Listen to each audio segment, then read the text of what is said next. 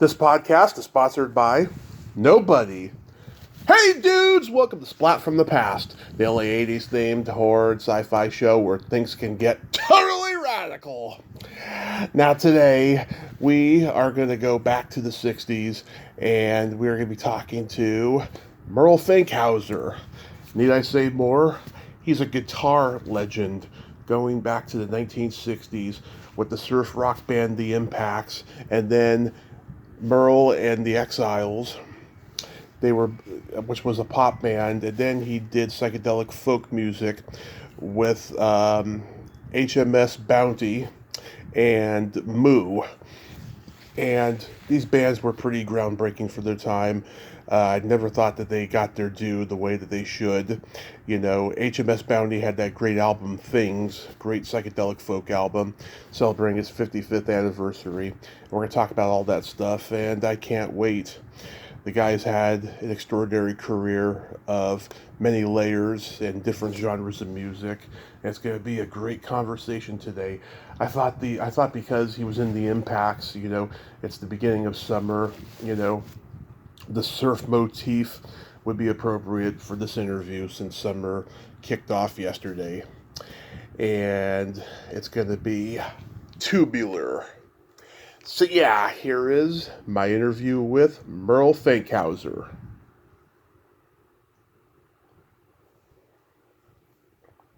Hello? Hey Merrell, welcome to the show. How are you today, sir? Oh, I'm doing pretty good. It's a little cloudy here in Arroyo Grande today, and we've had nice warm weather, and they said it was going to cool off today for a few days, and that's what it's doing. Oh, spectacular. This is such a great honor. Thank you so much for taking the time today, sir. Oh, sure.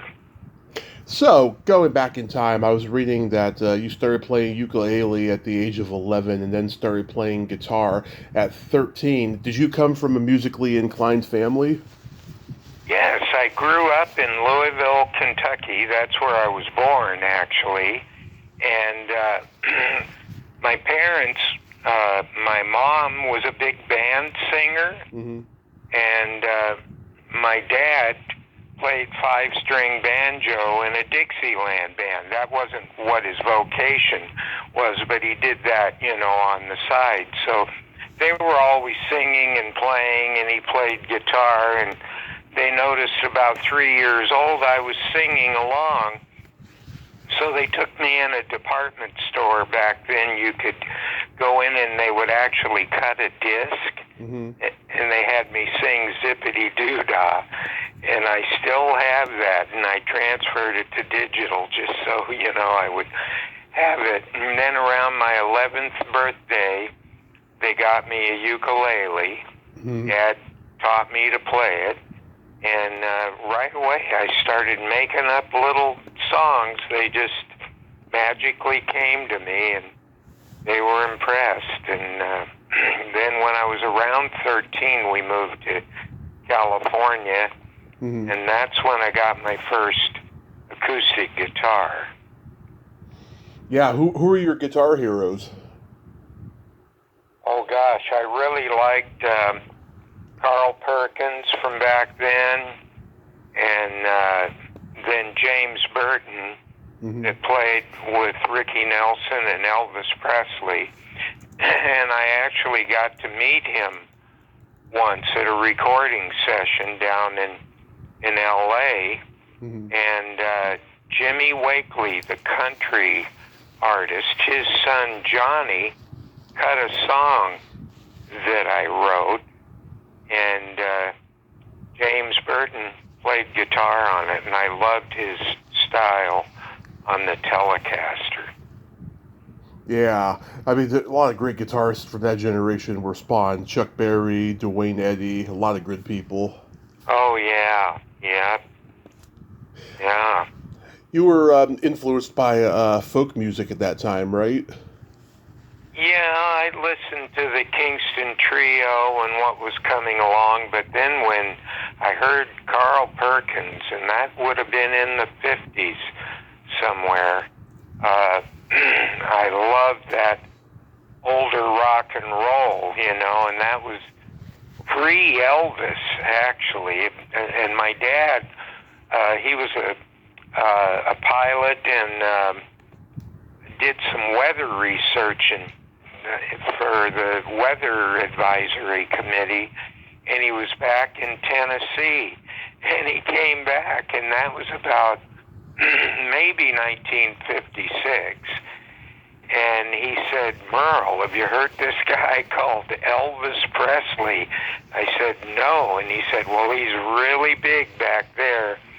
And the next thing I knew, everybody in school was singing, "You ain't nothing but a hound dog." Yeah, that's so awesome. So you're in the West Coast by the late 50s then, and then you come to form the Impacts. How did that come to be? Yeah, actually, we moved out here from Kentucky about 1958, beginning of 58. And so I started going to high school here in the Arroyo Grande High School. And then I was looking for a little summer job, and a friend of mine worked at the local theater here for the weekend matinees, the kiddie shows. And he said, "Merrell, let me introduce you to the manager of the theater. Maybe he needs an extra cleanup guy or an usher." So the manager liked me and hired me. And one day after the theater had closed and we were cleaning up, all the stuff off the floor, the empty popcorn containers, and we were just about done, and I had my acoustic guitar, and I started playing a song, and I remember, I think I was playing "Poor Little Fool" by Ricky Nelson. Nice. The manager came in and heard me, and he said, "Merrell," he said, "you play good, and you've got a good voice. How would you like to get up on the stage?" And it had this big stage in it, Tommy. I mean, it was really large, And to my knowledge, they'd never had people doing music there. It was just amazing that it had this nice big stage in front of the screen. And I said, "Yeah." He said, "Yeah, you could do 3 or 4 songs, and I'll give you $12. I said, $12? Does that mean I still get the $35 for cleaning up? I did it Friday, Saturday, and Sunday." And he said, "Oh, yeah." And I couldn't believe it. I was making that much money just doing that. And so anyhow, my performance there became a hit, and they even put my name up on the marquee when I was performing. It was mostly Saturday and Sundays, but sometimes Fridays too. And so the Impacts were Arroyo Grande High School students. They hadn't formed the band yet, but they were some talented musicians, and they heard me playing there on one of the matinees, and afterwards they approached me and said, "We're starting a band, and we'd like you to play guitar in the band." Mm-hmm. So I joined the band, and we got a little gig in Pismo Beach, which is a tourist town, and there was a place there that had opened up. It was a restaurant, and they catered to teenagers, and they called it the Peppermint Twist West. And so we started playing there, and it became a big hit, and down the street was this big ballroom that held 1,500 people that was built, in the late 40s, but it was really well done with, the nice wooden dance floor and a big stage with 2 dressing rooms. And the owner heard us playing up the street at this restaurant, and it had a little stage in it. And he was getting tired of dealing with alcohol and, people drinking there, because it was an over 21 age group. And he wanted to turn it into a nightclub for teenagers because he saw how we were drawing so many people, more people than he had in this big auditorium. So he hired us, and we started playing there. That was somewhere around the end of 1961, I think, maybe the summer. Mm-hmm. And then I was a fan of the Ventures, and I got to meet them because they played there, and we were packing in the teenagers on Friday, Saturday, and Sunday.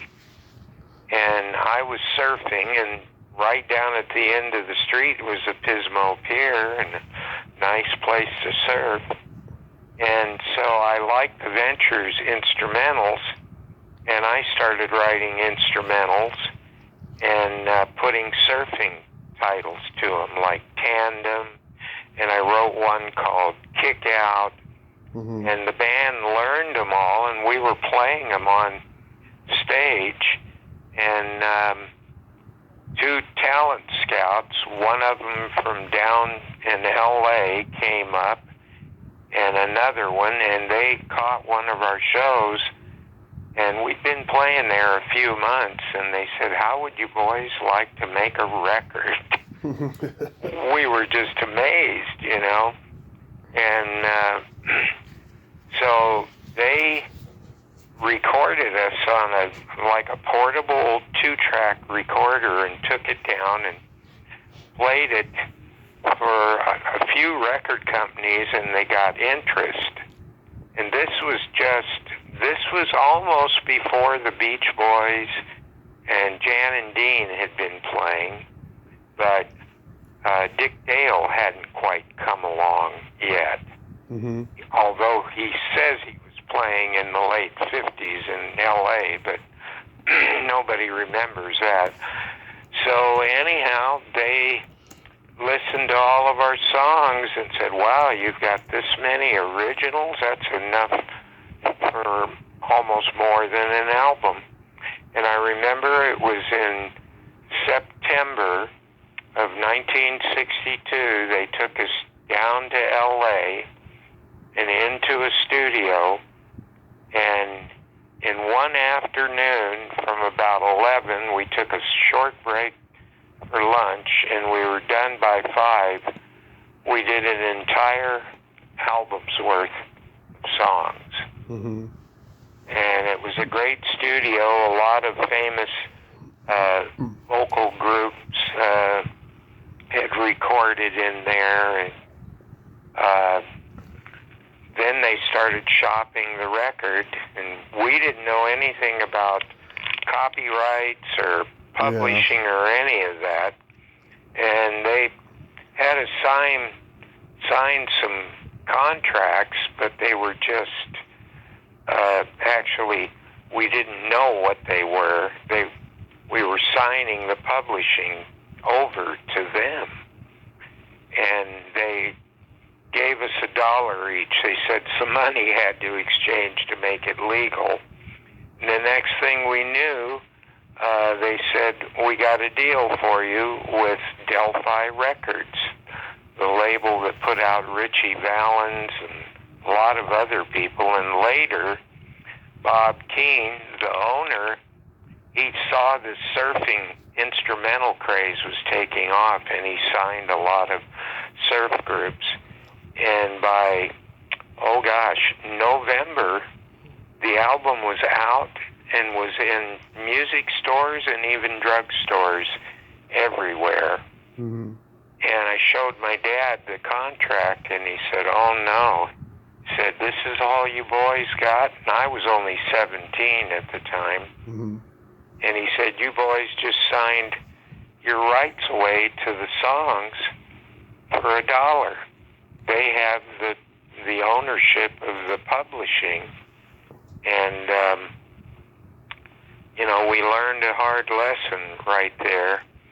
And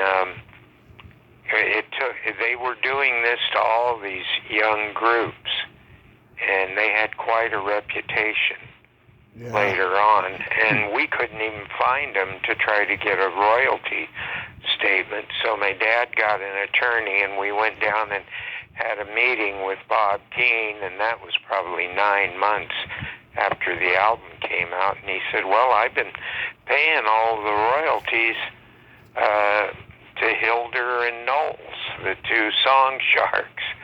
And he said, I thought they were giving you part of this. And I said, no, never received anything.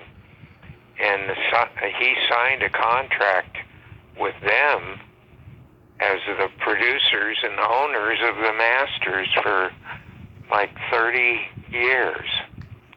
So when they expired years later, I was smart enough by then, and I knew more of the music ropes, and I got the songs in my name that I wrote, and the other band members in Delphi gave us a new contract. Wow. Yeah, I mean, I think both versions of the song are great. They stand alone as their own, you know. But yeah, that's so unfortunate that happened. Yeah, the Ventures guitarist Don Wilson, his daughter Stacy is a friend of mine. She's been on the show. She did a documentary about them. Oh, great! Yeah, my oldest son and I were good friends of Noki Edwards. In fact, Noki showed me a few of the Venture songs in the dressing room because we played a double bill with him at the Rose Garden Ballroom in Pismo, and I couldn't figure out the chords, and he showed me. And we later became friends. I became friends with his wife, Judy, and my son, Tim, was working at Ernie Ball Guitars and even made some guitars, a backpacker guitar that Noki had designed for him, and finished them. And it was interesting how, because Noki lived up in Washington and my son had moved to Oregon. And it was amazing, after all those years, he went, Fankhauser. And Noki said, are you related to Merrell? And he said, yeah, I'm his son. And that was really something, you know. And I met Don and Bob, and then I did an interview with them and had them on my TV show, Tiki Lounge. And then the drummer and I became friends too, and he did some nice interviews and stuff for me. But that we opened up for so many people at the Rose Garden Ballrooms, and backed a lot of the groups like the Coasters and the Isley Brothers. And, yeah. Oh man. That was really a time. It seems like all you instrumental surf guys like influenced each other. When you look back now and hear the music, whether it's the Safaris, the Tornadoes, the Lively Ones, Dick Dale even, it seems like you guys were all influencing each other. Well, what happened, Tommy, was the same song sharks, Hilder and Knowles, produced the Safaris, and almost a year later they played my version of Wipeout, which only had one drum solo in it, and my lead was kind of buried, and they had us do a version. The producer had called us back down before our album came out and had us record a few more songs that I had written. And those they ended up getting on compilation albums.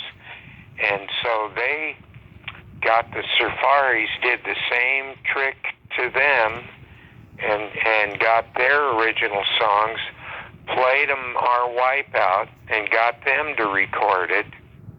And they played them our version that never came out, that we thought was going to be on a 45, with the multiple drum solos that we thought was kind of dumb. But they got the Safaris to do it, and then somehow the Safaris thought that they owned the song rights. But they went through a whole thing with the same producers, and they ripped them off for years too until they got an attorney to straighten their mess out. But I heard they did that to so many people, even the group Cannibal and the Headhunters that had the hit song A Land of a Thousand Dances. They ripped them off too. And the story was that either somebody from Cannibal and the Headhunters or somebody they hired shot Tony Hilder in L.A. in the stomach, and he lived, and he left the country, and the last I heard many years ago that he had moved to the Bahamas because so many groups and attorneys were after him in L.A. for ripping all these young bands off. Oh, and my song, when I first wrote it, I didn't call it Wipeout. I called it Kick Out. Right. And I was surfing by the right side of the pier one day, and I got wiped out, and the sax player was sitting up against a break wall with a bunch of pretty girls, and he was laughing at me and saying, "Oh boy, Merrell really got wiped out on that one. Did you see that?" Yeah. So I'm driving home, and I went, Wipeout. Hey, that might be a better title for the song than Kick Out. Mm-hmm. And that was before the Song Shark came along and got us. Yeah. So anyhow, that's how it all started for me, and now I've got, oh gosh, close to 45 albums out, counting solo and with my other groups like Merrell and the Exiles, Fapper Dockley, Moo, HMS Bounty. All of those albums are valuable collector's items now, and actually I have 138 releases. A discography writer researched all this and counting all the compilations that I'm on, where they put one or two songs of your songs on with a bunch of other groups. And one of the Where the Action Is, L.A. Nuggets, 1965 to 68, my song Tomorrow's Girl was on that. And the album, it was a box set, it was nominated for a Grammy. Nice. Yeah. My favorite Impact song is Seahorse. I think it's just such a wonderfully wistful song. It has this rockabilly with Booker T and the MG's melody to it. Wow. And I wrote that. That was one of my earliest. I probably wrote that song in 1960, and it was one of the first ones that I came up with, Yeah. And great. it had this feeling that reminded me of a seahorse, and that's how I came up with the title. And I remember the engineer in the studio, Ted Brinson was his name, and he was famous for recording all of these groups down there. He really liked the song, and he said it reminded him of some old 40s song. Mm-hmm. Wow, well that's neat to know, Tommy, that you like that song. And in 1994, Bob Keane at Delphi put the Impact's album out on CD, and that was really good because we made, oh gosh, probably about $8,000 just off of the royalties for the CD, and he was paying us because there was no middlemen in between. Yeah. So then Merrell and the Exiles come to play, which you guys shifted away from surf rock to a more poppy garage band style in the vein of like Paul Revere and the Raiders. I hate to draw comparisons, but that's the best description I can come up with. Did you just want to like evolve from the surf to a more pop sound? Well, my dad took over a flight school up in the desert in Lancaster, if you know where that area is. And we moved over there in 1963, and that's why I quit the Impacts. Mm-hmm. And I moved over there, but I had been listening to Buddy Holly, Elvis Presley, Ricky Nelson, and it was kind of before Paul Revere and the Raiders, I think. I was more into the Everly Brothers and harmony groups, and I was working at this airport out in the desert, very hot, no ocean. I was kind of bummed when we moved over there.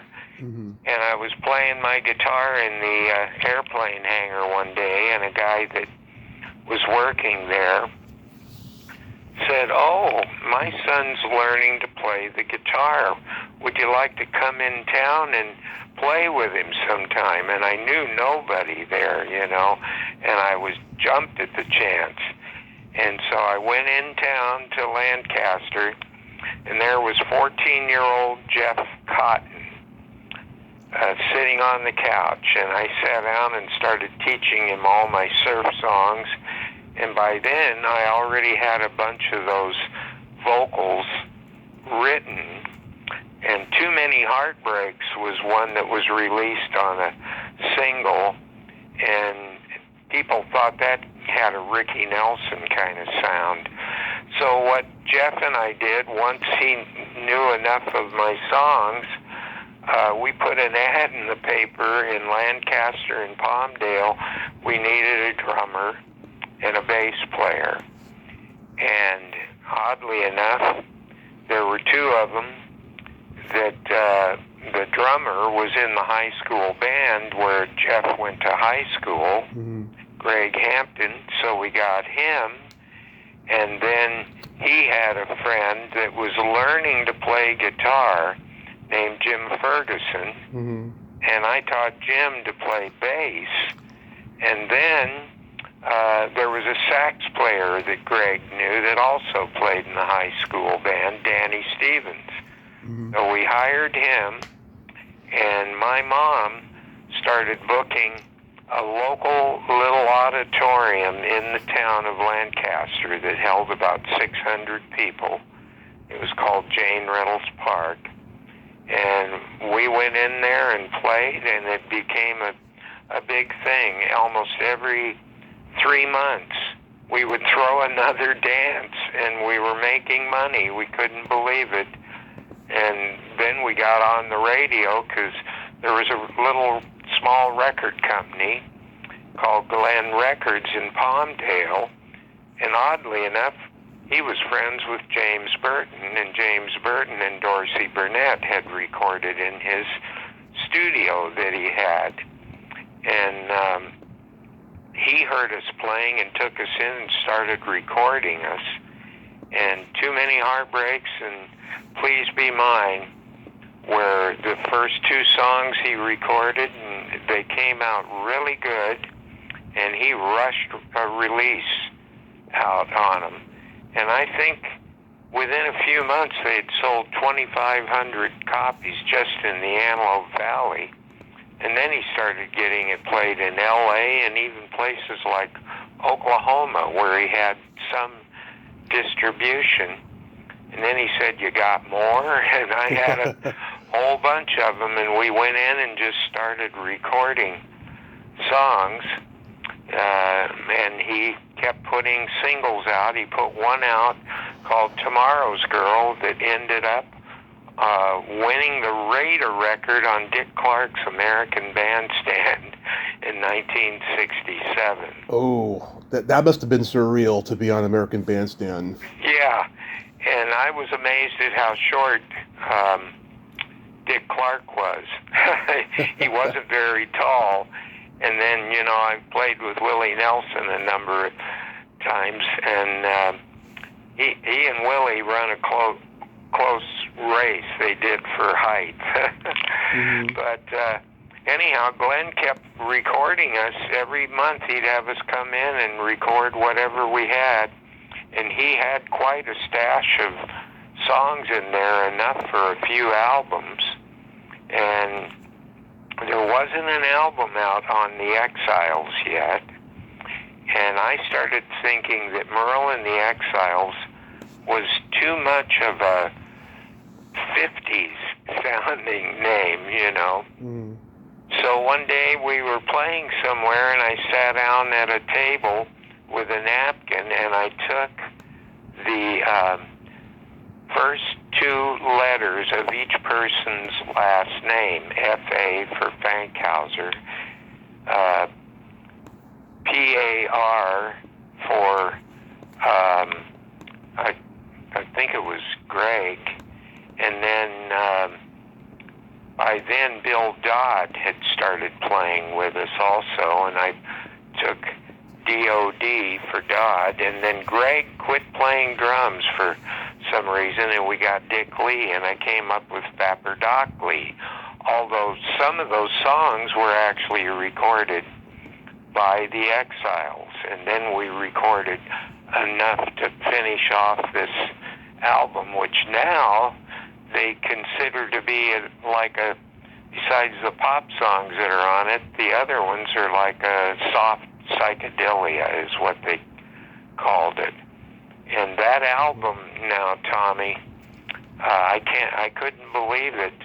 It had a limited pressing, only about 2,000, but now labels have reissued it, and it was even out on CD. But an original sealed Fapper Dockley album sells for $2,000 a copy. Wow. And I had 25 of them that my mom put in a closet in her house, and they kept them safe while I was traveling all over and playing in Hawaii and stuff. And some German record store owners looked me up and said, "Oh yeah, we bought the Der Fapper Dockley album in a record fair at Berlin for only $750. And I went, "What?" I couldn't believe it, you know. Yeah. And before I knew it, it went up to 1,000. Then it went up to 1,200, and I sold about 4 of them for $1,200 each. And then Glenn was closing up his studio, and he came over with another box of 25. And he said, "Well, you know, they're going up in price." And I thought, oh boy. He said, "Do you want to buy this box from me?" And I said, "How much do you want?" He said, "Could you afford $35 a copy?" I said, "Okay." He didn't really know how expensive the record had got. Mm-hmm. And then the last few that I sold for $1,500 a copy, and then people from Europe and then even Australia and a collector on the East Coast, they all emailed me that they're selling for $2,000 a copy now. Wow, that is crazy. Yeah. Did you guys play the Whiskey A Go Go? Oh yeah, played at the Whiskey. Actually, we didn't play there. We played at some other smaller clubs with the Exiles. That's where I met the Seeds. They were trying to get a record deal at that time. We played at some littler club on the Sunset Strip called Guys and Dolls, and then Pandora's Box. I think that's where we met the Seeds, and we played there a few times. But then after Fapper Dockley, Jeff Cotton, he had joined Captain Beefheart's Magic Band and was known as Antenna Jimmy Siemens. Yeah. That was what the captain gave him the name. And by then I had moved down to L.A. and was living in Woodland Hills because I was playing down there so much. And some producers heard me there. that had produced the original Doobie Brothers stuff and the Lewis and Clark expedition. And I had all these new songs that I wrote, and they got me an audition with Russ Regan, the president of Uni Records. Mm-hmm. And I went in with my acoustic Martin and played him enough songs for an album. And he stood up, shook my hand, and said, "You got a deal."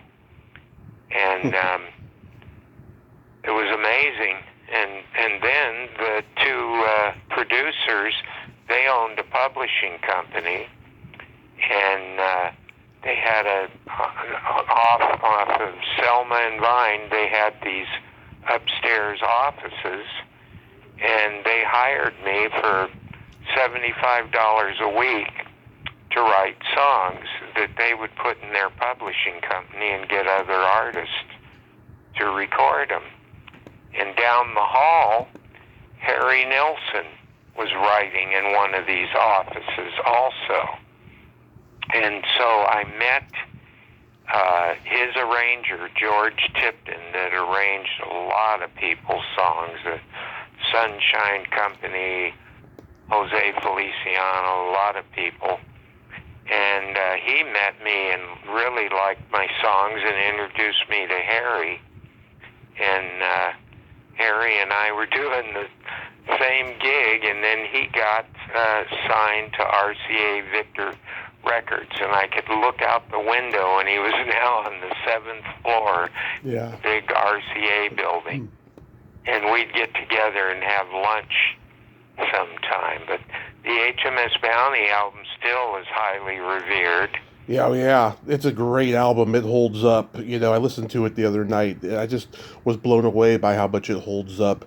You know, Madam Silky, Your Painted Lives, Tampa Run, just great songs. Well, so many of those songs are in movies now. And a Canadian company just signed Lost in the City to be in a horror movie called I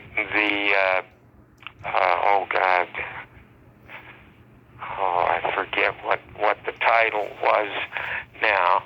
Mm-hmm. And let's see,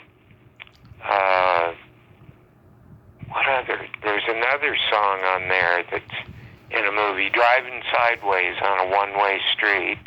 Mm-hmm. And God, there's so many songs now, Tommy, I can't remember them all, and I even sometimes get confused as to what album they're on. Luckily, I have this discography book that this guy did a great job on, so I can look something up, and find it.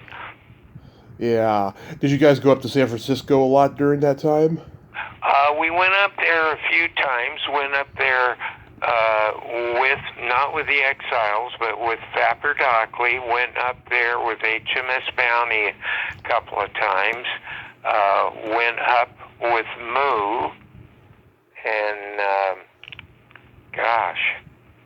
and then so many gigs, in Southern California that we did. I mean, we ended up playing at the Whiskey with HMS Bounty and then with Moo, and we ended up opening up concerts for a lot of big groups.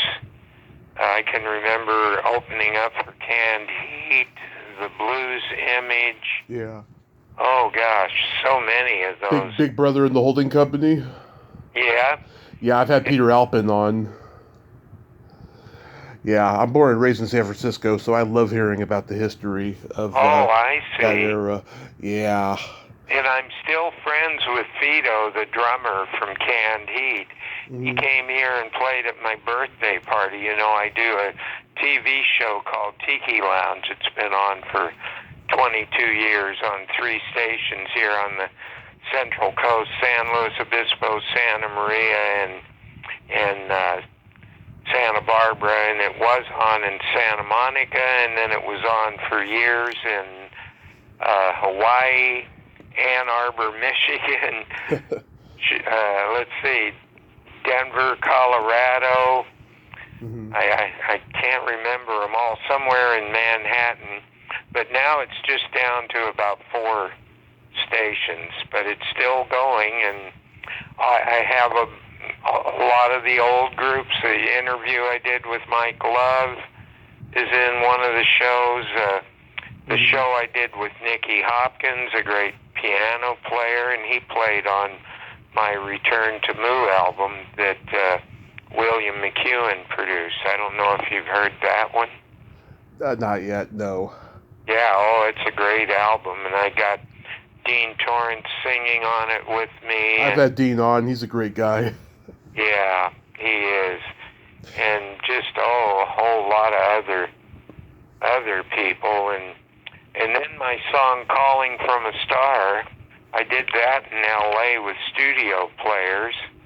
And Gary Malabar, the drummer from Steve Miller's band, is playing drums on that. And Peter Noon is singing background music, vocal with me on that song, too. And that song got a lot of radio play. And there's a video on YouTube for that we shot at the top of Haleakala Crater on Maui in 1978.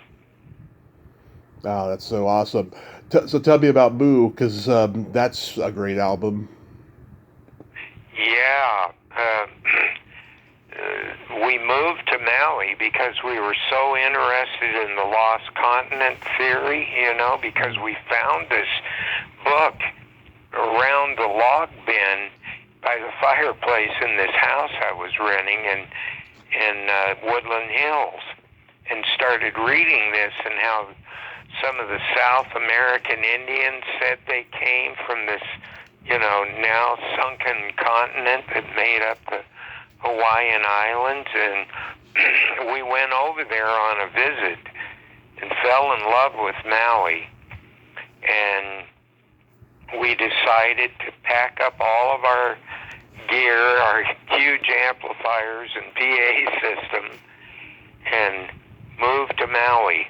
The record label we were on at that time, Era Records in L.A., and we had a big promoter that promoted us, and they went, "What? You're going to move to an island in the middle of the Pacific?" They were trying to talk us out of it, but we had a lot of money saved up, and we wanted to try it.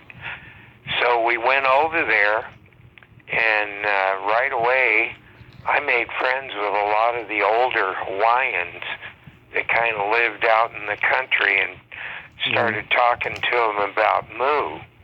And one old guy said, "I can show you something." And he took me out in the rainforest and showed me these steps that looked like they were made with some kind of a saw. They didn't look like Hawaiian, lava rocks stacked up at all.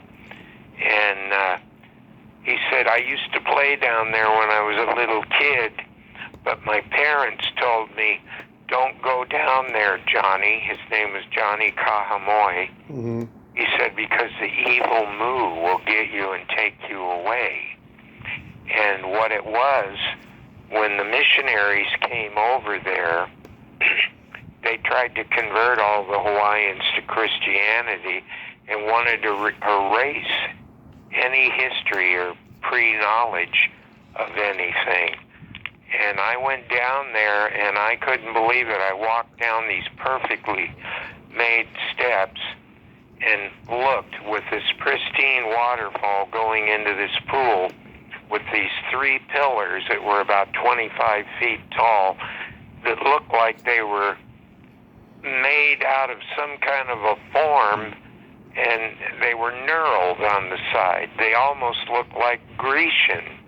And then there was one broken off laying in the pool. And then I noticed this sidewalk-like structure under the how bush was going down towards the ocean, because I wasn't too far from the ocean. So I clambered down there, and I could see this sidewalk going out under the water quite a ways, and I could see that the lava flow had flowed over that sidewalk. And so I knew that sidewalk was older than that about 1,500-year-old lava flow in that area. And later, a German team came over and carbon dated those pillars at over 10,000 years old. And Wow. then I found a book on Maui that was called Children of the Rainbow, and it talked about how all the islands were out of the water, and that the people of the Mu lived there. And on the desolate side of Maui that's totally covered in a lava flow, you can only drive so far and the road ends. There's no houses or anything. There's a whole covered city out there that I took a group out, and we even took some pictures and videoed. It wasn't video, though. It was a movie camera. We found a building that a surfer called Lost City Hall. And over in the corner was a hole in the floor with this rickety ladder. We went down there, lit it up, and there was a whole room with the same kind of pillar structures. The walls and the floor was all this perfectly cut stone. And in this book, it says that when the Hawaiians came from Tahiti to Hawaii, there was a blonde and red-haired Caucasian race living there in that area. And there's a stone axe head in the Bishop Museum on Oahu that they discerned was of Viking origin. So I got a little obsessed with this. I was going everywhere looking for ruins, looking for things on Kauai, and visiting heiau temples on the Big Island. And Jeff Cotton and Randy Weimer, the drummer at the time, they were getting a little concerned about my obsession with Mu. And Jeff had met this beautiful Chinese Hawaiian girl that was converted to Christianity, and she was Seventh-day Adventist. And she convinced him that this Mu concept was the devil's work. And so he and Randy both started going to the Seventh-day Adventist church, and they felt that I was possessed. And luckily, we recorded our second album. I don't know if you've heard that one, called The Last Album. There was the first Mu album, and then the second album was recorded in our house in Haiku. There was an engineer there that had recorded part of Quicksilver's album, Just for Love, on Oahu, and he had this leftover recording equipment, and he heard us in a concert and said, "You guys are fantastic." And then I'd written a bunch more songs. He set it all up in our house in Haiku and recorded us there. And luckily, he did. And he had the tapes. They were on 4-track, but they weren't mixed. And Jeff Cotton was trying to get the tapes from him and wanted to burn them and have a seance. And luckily, I got the tapes and took them back to L.A. and got them mixed and got a record deal. It's on a double CD on Sundays, too. They put the first and second album out, and it's on vinyl as Mu, the Last Album, on an Italian label. I don't know, have you heard that album, the second album? I haven't heard the second one, just the first one. Oh, you got to find that one.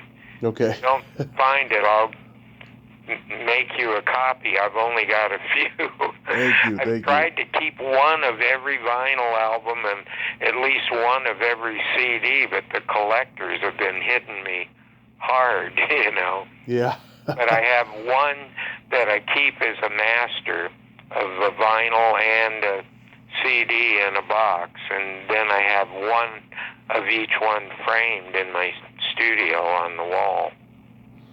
It sounds like Moo was a real spiritual project for you. It was.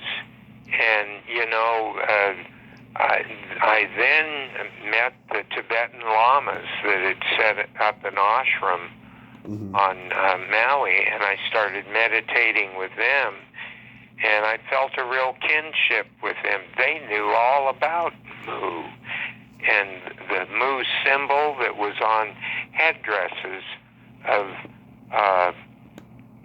the Native American Indians. I don't know if you remember it.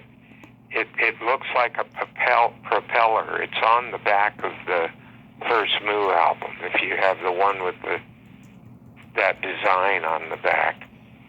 And you know, they thought it was all part of, you know, whatever God created, and they, you know, so I meditated with them, and I wrote songs that were inspired by the Tibetan Buddhism, Dharmic connection, and oceans of intelligence, and a bunch more.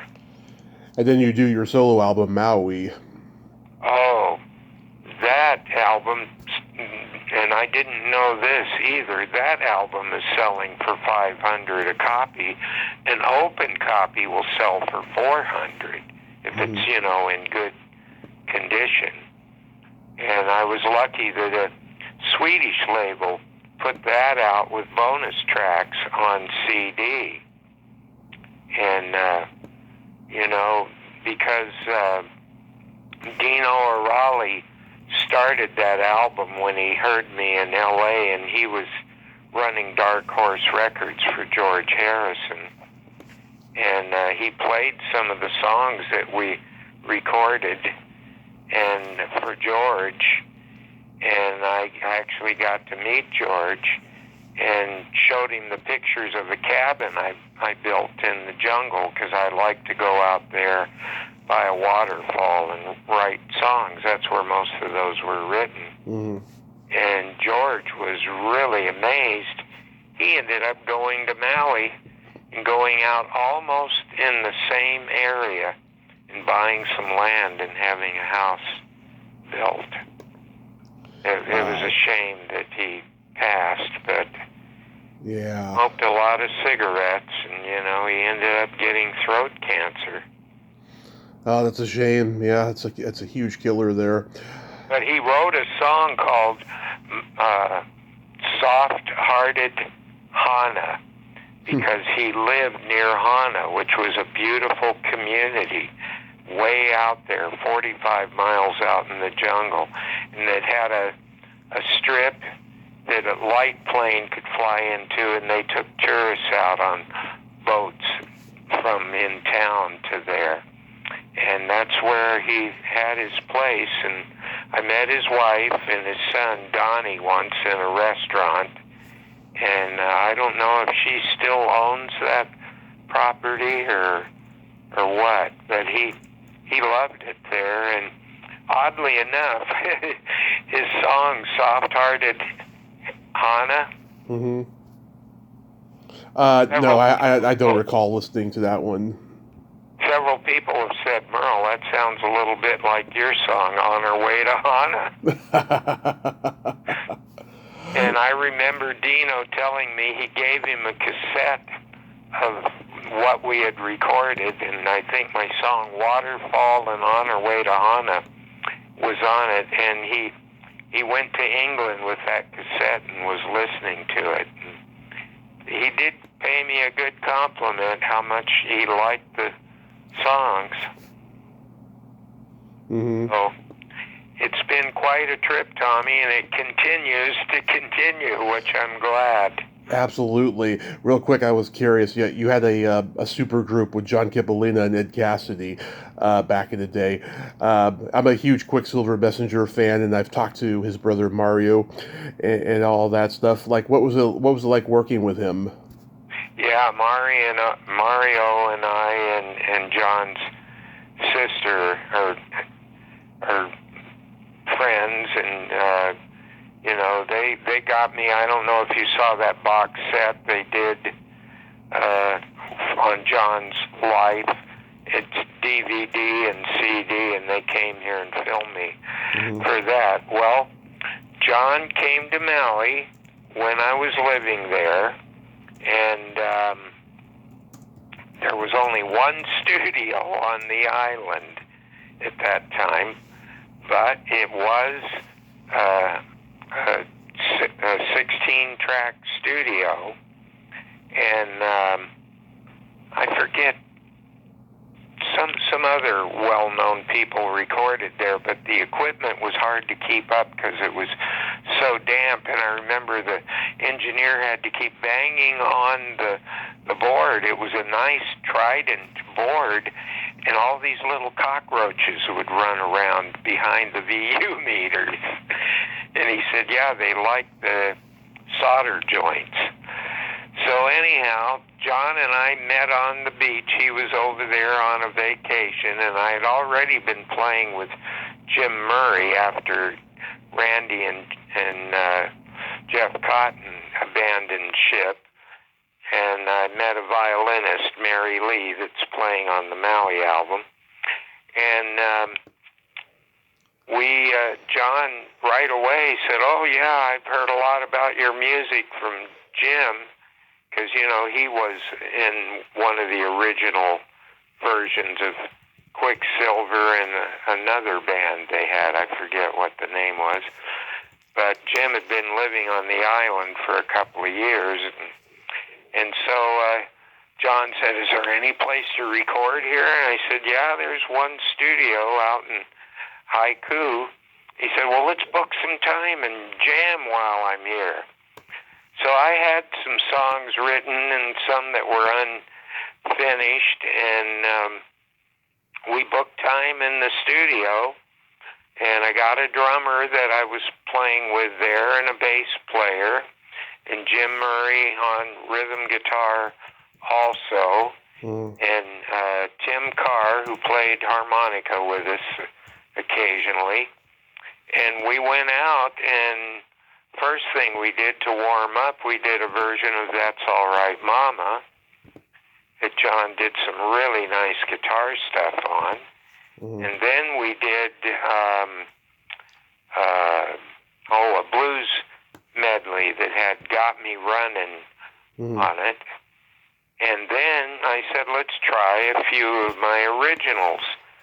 So we did my song Waterfall, and to me, that's the best version of it. Although the version on the Maui album is good, that version, he did this wonderful Hawaiian, almost psychedelic slide solos on it. Have you heard that? No. No? No. Oh, I got to get that to you. Okay. But the Dr. Fankhauser album, and I forget who, the guy at the record company, Motown, D-Town, the subsidiary. And we didn't know what to call the album. I came back with these tapes, and it was an all-day session. We started around 10 in the morning, took a break for pizza at noon, and then played till about 7 in the evening. And we recorded all of those songs in that one session. And John just loved it. He even did an interview in a couple of magazines talking about it. One of them was in Goldmine. I know he mentioned that he had done those sessions, and he helped promote it a lot when he came back here to the mainland. And I went up and played, the Celebration of Life with a bunch of different people after he passed away, and that was sad too. And he loved Lucky Strikes, and all the people I know now that were cigarette smokers, more than pot smokers, have all passed away. Yeah. But it was a great session, and it was so much spontaneity. There were 30 people outside listening, trying to hear through the wall when they found out we were going to do this. And the engineer and his helper were just amazed. And I was glad I got those tapes back to L.A. too. Because the problem over there, when tapes get damp, they get that sticky syndrome and they won't play. Oh, yeah. So what do you got going on these days? Are you doing any live performances?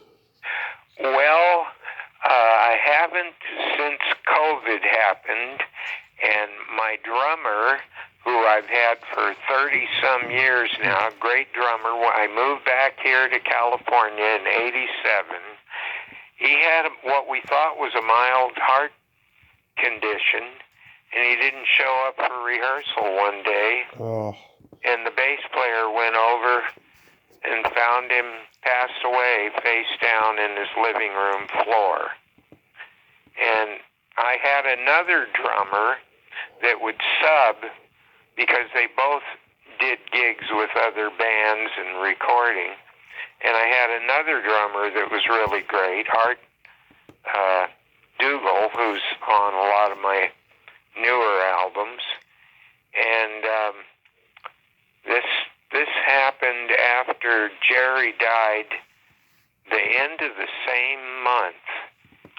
He decided to get a motorcycle to save on gas, and a lady pulled out in front of him, and he had to lay the bike down, tore his left shoulder out of socket and broke his right knee, and he had road rash all down the side of his face. Wow. So that took him months to recover, and he's still not recovered. His knee, he's going to therapy for it, and they haven't decided to operate on it yet, but he can play a little bit, but that's his kick drum leg, and it really gets painful. And then, after that, the bass player got COVID and was really sick. Oh. And he's recovered from that now, and he just had a back operation, and he's walking with a walker. He was in a wheelchair for a while, but no pun intended, my entire band just about got wiped out. Yeah. God, that's awful. That is so awful. Oh, my God. And a lot of the gigs around here, they've opened up now in some of the wineries that are outdoors, that have big stages and stuff. For a while, everything was shut down because of COVID, and now they're opening up more.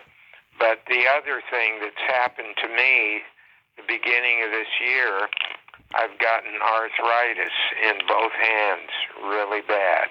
Mm-hmm. And right now, at this point, I can't play guitar. I can put a slide on my left hand, on my little finger, and I can play slide, but I can't make any chords. And I've gone to hand therapy for 5 months, and I went and saw a hand surgeon, and he said, this is a bad case of osteoarthritis.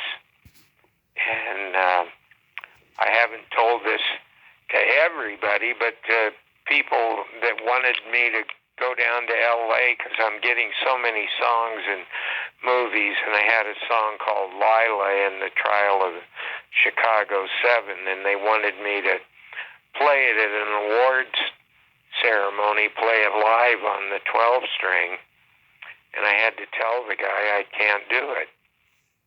And I canceled gigs too. So I'm just, I don't know if how much I'm going to be able to get back to play. But I'm still hearing songs in my mind, and I run in my studio and sing it into a couple of tracks, and that way I save the melody and the lyrics. And I used to pick up the guitar, and then figure out the chords and the music, and I can't do that now. But I'm going to get my son down here in August. I taught him to play years ago. He's played in my bands, and played with me with Nicky Hopkins, and get him to play guitar, because he knows my odd chord arrangements that are like something the Beatles would do, only more with a classical thing. I remember William McEwen, that produced the Dirt Band in my Return to Moo album. He said, "Merrell, you're like doing classical rock or something that's not classic rock. It's more like classical music," because I end up hearing these weird chords like diminished and major seventh and minors, and but that's what the melodies contain. That's what they need. So that, and doing the TV show, and then my radio show that I've been doing, that's been on about... You said 22 years, right?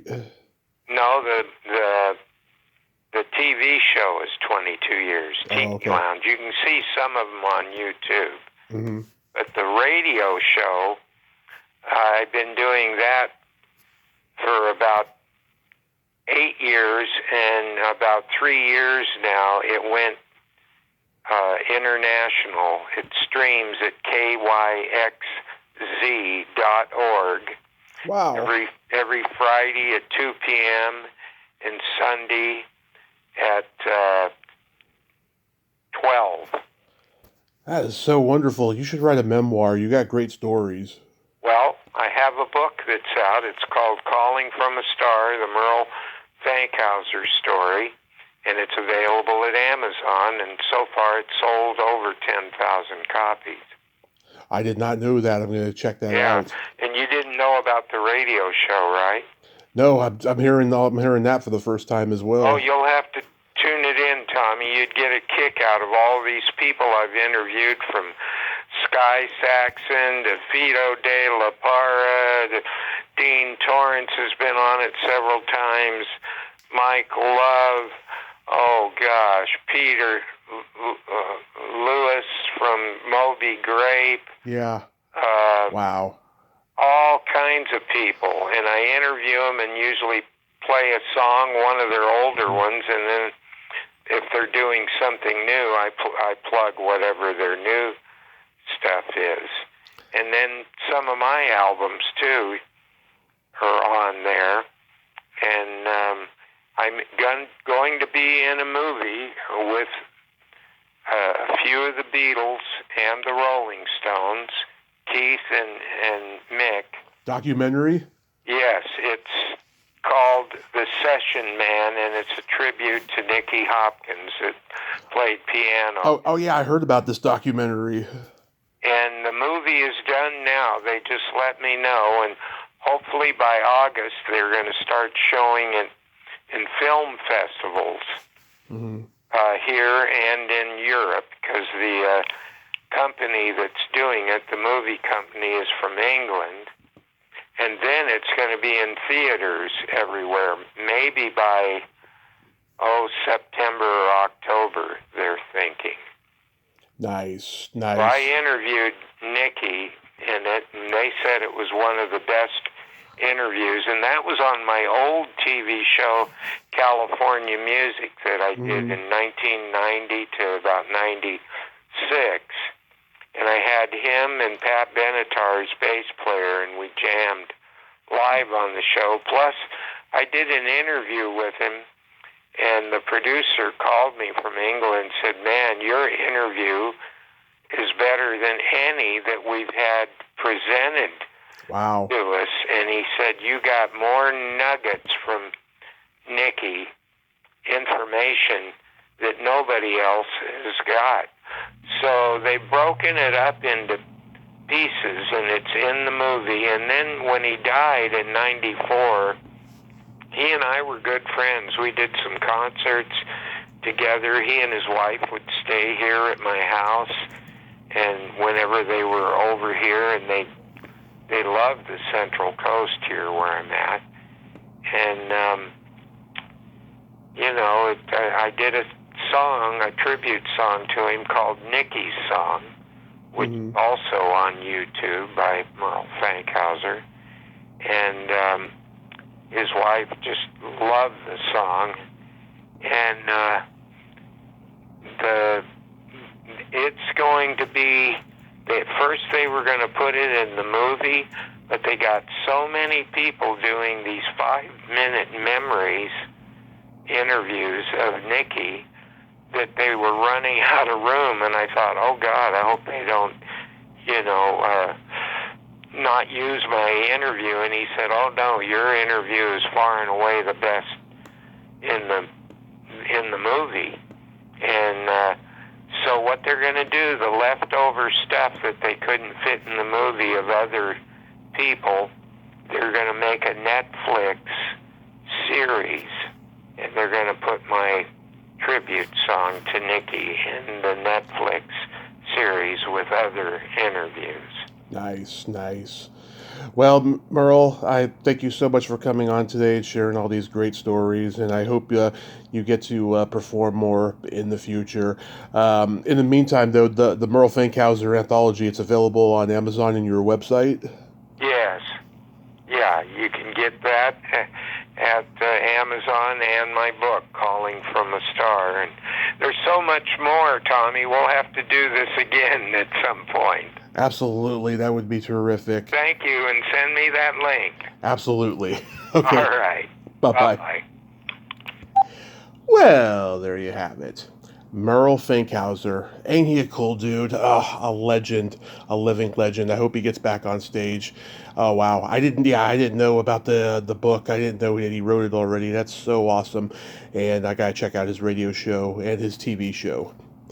Well, until next time, this is Tommy Throwback Kovac saying there's no shame in living in the past because the present sucks. Later, dudes.